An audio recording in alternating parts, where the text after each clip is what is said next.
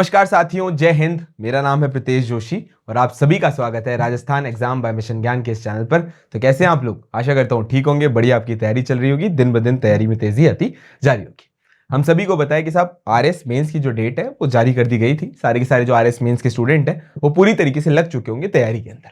आज इस सेशन के अंदर हम चर्चा करने वाले हैं आरएस मेंस के एग्जाम की बुक लिस्ट के बारे में।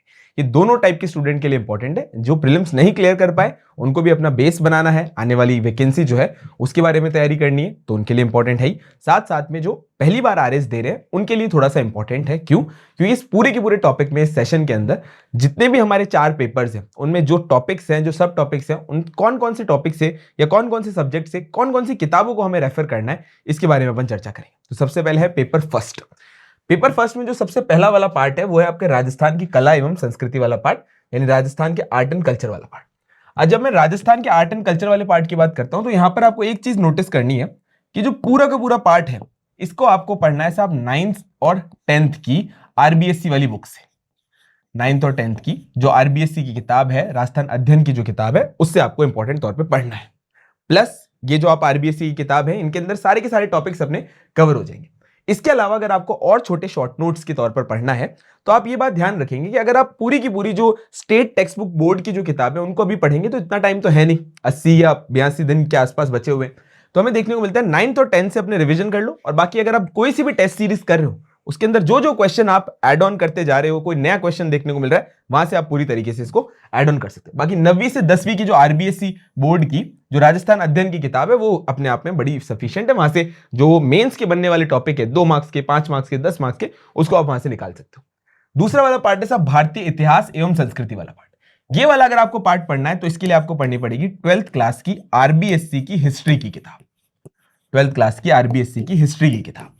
अब सबसे बड़ी इंपॉर्टेंट बात है कि दोनों मीडियम के अंदर अवेलेबल है, इंग्लिश और साथ साथ में हिंदी मीडियम के अंदर पूरी तरीके से अवेलेबल है। तो आप इसको यहां पर, किताब इतनी ज्यादा बल्कि है नहीं, आप एक बार रीडिंग करेंगे, पहले तो आपने थोड़ा बहुत पढ़ ही रखा होगा, तो पूरी तरीके से कवर हो जाएगा। यहां तक कि मैं बात ये भी कहता हूं कि प्रीलिम्स के अंदर, आरएस के प्रीलिम्स के अंदर यहां से डायरेक्ट क्वेश्चंस जो है वो हमें देखने को मिले। तो इस वजह से आप ध्यान रखो कि भाई हिस्ट्री की 12th क्लास की आरबीएससी की जो किताब है वो अपने लिए यहां पर सफिशिएंट है। अब जब मैं वर्ल्ड हिस्ट्री की बात करता हूं, इसके लिए आपको पढ़नी पड़ेगी 11th क्लास की। 11th क्लास की जो हिस्ट्री की किताब है आरबीएससी बोर्ड की, वापस ध्यान रखो आरबीएससी बोर्ड की बात कर रहा हूं, जो कि यहां पर सारे के सारे जो टॉपिक हैं वो पॉइंट टू पॉइंट इसी किताब से लिए गए हैं, डायरेक्ट कॉपीड है यहां से किताब। और अगर हम प्रीवियस ईयर एग्जाम्स की बात करते हैं, प्रीवियस ईयर क्वेश्चंस की बात करते हैं, तो सारे के सारे यहीं से पूरी तरीके से लिए गए। नेक्स्ट अपना पार्ट आता है साहब भारतीय अर्थशास्त्र वाला पार्ट। ये ऐसा पार्ट है जो अपने आप anything under the sun could be asked वाला सिस्टम है, कुछ भी जो है यहां पर पूछा जा सकता है। तो थोड़ा यहां पर आप ध्यान रखो कि इसके लिए आपको कोचिंग के नोट्स पढ़ने, जो भी कोचिंग आप कर रहे हो या जो भी फेमस कोचिंग है उनके कोचिंग के नोट्स पढ़ने, साथ साथ में जो हमारा इंपॉर्टेंट तौर पे बजट है, और साथ साथ में हमारा जो इकोनॉमिक सर्वे है, इकोनॉमिक सर्वे, भारत का जो इकोनॉमिक सर्वे है, उसके अंदर भी काफी सारे ऐसे टॉपिक्स हैं जो डायरेक्टली लिए हुए हैं, जैसे टैक्स रिफॉर्म्स जो है वो आप करंट के हिसाब से अपडेट करके इसको पूरी तरीके से पढ़ सकते हो। वैश्विक अर्थशास्त्र के अंदर भी आपको इंपॉर्टेंट तौर पे जितने भी इंपॉर्टेंट टॉपिक हैं वो सारे के सारे आपके कवर हो जाएंगे किसी भी एक कोचिंग के नोट से। अब अपन बात करते हैं नेक्स्ट टॉपिक की, वो है राजस्थान की अर्थव्यवस्था। तो इसके अंदर तो अपने को बिना कुछ किए आंख बंद करके जो है वो इकोनॉमिक रिव्यू, यानी पूरी तरीके से जो आर्थिक समीक्षा वाला पार्ट है उसको बढ़िया तौर पर पढ़ना है। बहुत ज्यादा इंपॉर्टेंट है। ध्यान रखने वाली चीज ये है कि जो राजस्थान की अर्थव्यवस्था वाला पार्ट है इसके अंदर स्कीम्स, पॉलिसीज, गवर्नमेंट के जो जो भी इंपॉर्टेंट नए इंक्लूजन हुए हैं वो सारी की सारी चीजें यहां पर आती है। इकोनॉमिक सर्वे मोर देन यहां पर सफिशिएंट हो जाता है। अब जब मैं समाजशास्त्र की बात करता हूं तो जनरली हम यही डिस्कस करते हैं कि साहब किसी भी कोचिंग के नोट्स उठाएं और उसको अपन पढ़ लें। लेकिन देखो, अगर अभी समय आपके पास थोड़ा आप रिवीजन करने के लिए, आप कुछ चीजों को बेस बना चुके हो, आपके पास नोट्स बन चुके हैं, तो आपके लिए थोड़ी सी इंपॉर्टेंट बात यह है कि आरबीएससी बोर्ड की और साथ साथ में सीबीएसई बोर्ड की दोनों की सोशियोलॉजी की किताब आती है।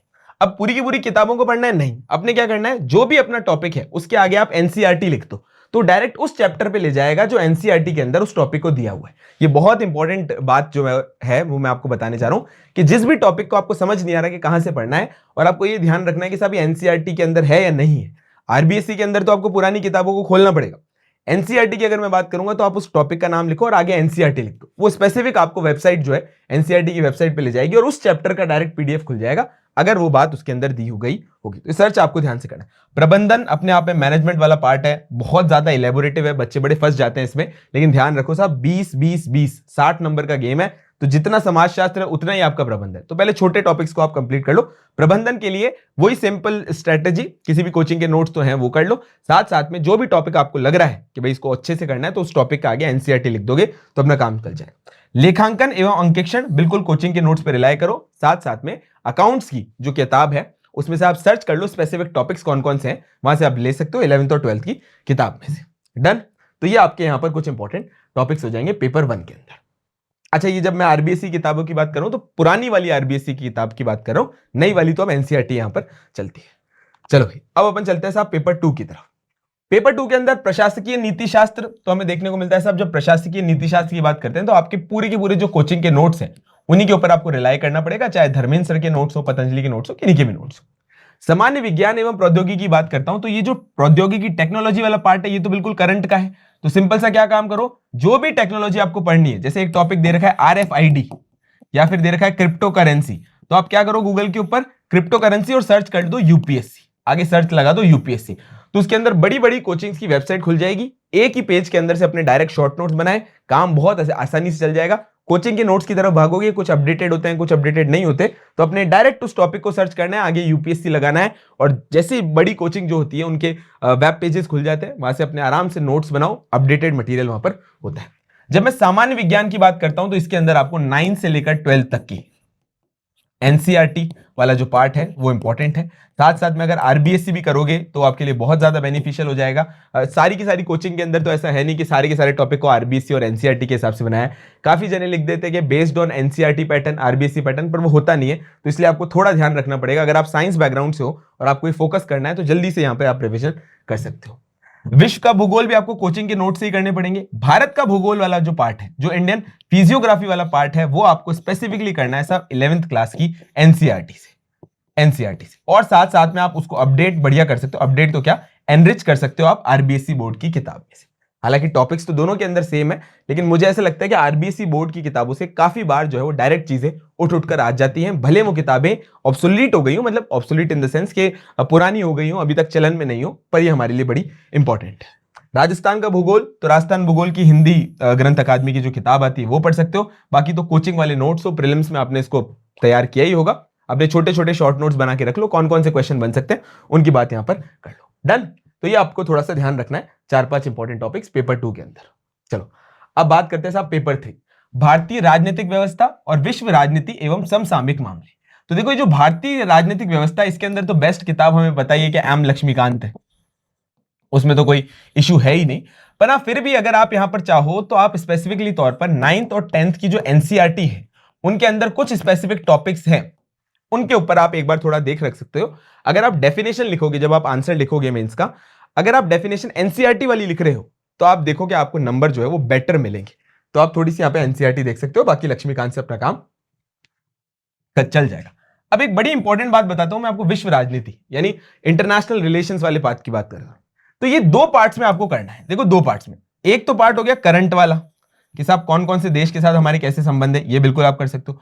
दूसरा पार्ट आपको एनसीईआरटी से करना है।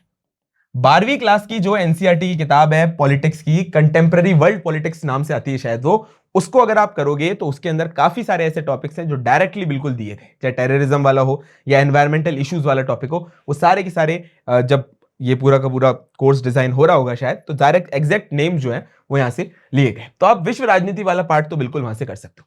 साथ साथ में जब आप करंट वाले करोगे तो करंट अपने को प्रीलिम्स के हिसाब से जैसे अपन ने पढ़ी, बिल्कुल फैक्चुअल तौर पे वैसी नहीं करनी, जहां से क्वेश्चन बन सकते हैं।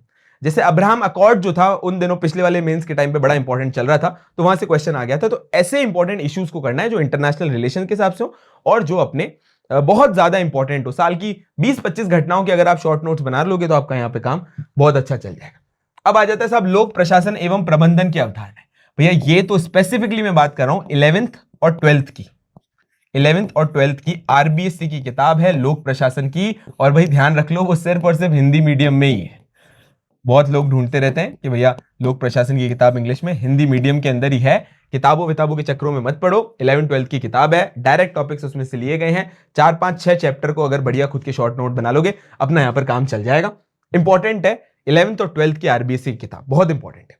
इसके अलावा खेल और योग बिल्कुल आपको कोचिंग के नोट्स पे रिलाय करना ही करना है, कोई डाउट नहीं है। व्यवहार अपने आप में बड़ा इंपॉर्टेंट है, ये आप एनसीईआरटी और आरबीएससी की जो साइकोलॉजी की किताब है, साइकोलॉजी की किताब है, वहां से हमें देखने को मिलता है। अच्छा एक बात यहां पर आपको बता देता हूं, इमोशनल इंटेलिजेंस की डेफिनेशन याद कर लेना। हमेशा मेंस जो है, चाहे 18 का हो 21 का हो, बार बार मेंस के अंदर इमोशनल इंटेलिजेंस की डायरेक्ट हमें डेफिनेशन आई थी। तो व्यवहार वाले टॉपिक है, मैं स्पेसिफिकली बात करूंगा कि एनसीईआरटी को फोकस करके चलो। एनसीईआरटी से डायरेक्ट क्वेश्चंस जो है वो पूछे गए हैं।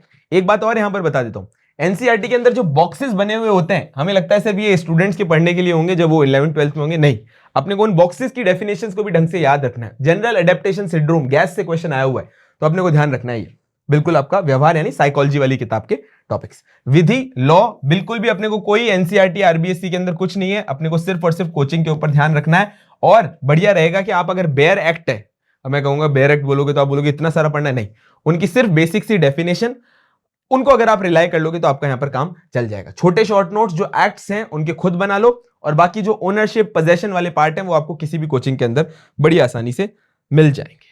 डन। तो ये बात होगी सब पेपर 3 की। इंटरनेशनल रिलेशन पे बिल्कुल फोकस करना, 12th की जो किताब है उसको बिल्कुल नहीं छोड़ना है आपने। लास्ट पार्ट बचता है सर हिंदी वाली।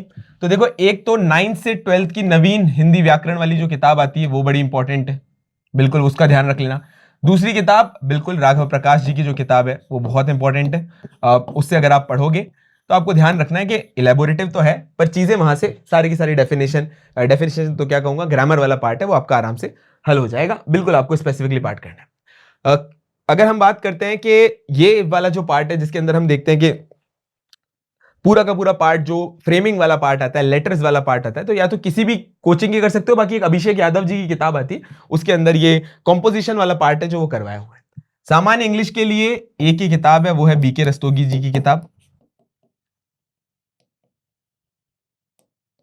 डायरेक्ट उसके अंदर से हमें देखना है। ग्रामर वाला पार्ट तो आप यूट्यूब पर वीडियोस देख सकते हो, वीडियोस राजस्थान एग्जाम मिशन ज्ञान के ऊपर ही पड़े हुए हैं, रिवीजन करना चाहते हो तो वहां से कर सकते हो। इसके अलावा अगर आप चाहो तो पूरी तरीके से आपको इस किताब के अंदर कॉम्पोजिशन वाला पार्ट मिल जाएगा, इंपॉर्टेंट है। अपडेटेड तो नए एडिशन जो है वो अपडेटेड होते ही हैं, पर फिर भी यहां से आपका अच्छा सा काम चल जाएगा। पेपर 4 डिसाइडिंग फैक्टर है। वापस से लास्ट में स्ट्रेटेजी बता देता हूं भैया, 6 तो छोटे सब्जेक्ट, 6 छोटे सब्जेक्ट और 2 आपको ये याद रखने साहब, इंग्लिश और हिंदी वाले, इंग्लिश और हिंदी वाले। अच्छा इसके अलावा आपको इंपॉर्टेंट तौर पे पब्लिक एडमिनिस्ट्रेशन और आपको इंपॉर्टेंट तौर पे एथिक्स, अगर ये आपके कमांड में आ गए तो आप ये सोच लो कि साहब मेंस में अच्छी रैंक लग जाएगी और आपका अधिकारी बनने का सपना जो है वो पूरा हो जाएगा। बिल्कुल इजी और डायरेक्ट, सिंपल सी बात है। तो आशा करता हूं आपको ये सेशन अच्छा लगा होगा। मिशन ज्ञान के परिवार के साथ बने रहें और इसी तरीके से प्यार कीजिए। अंत में एक ही बात, भारत है मेरी जान और मिशन है मेरा ज्ञान। जय हिंद, जय भारत और जय Rajasthan. Thank you so much.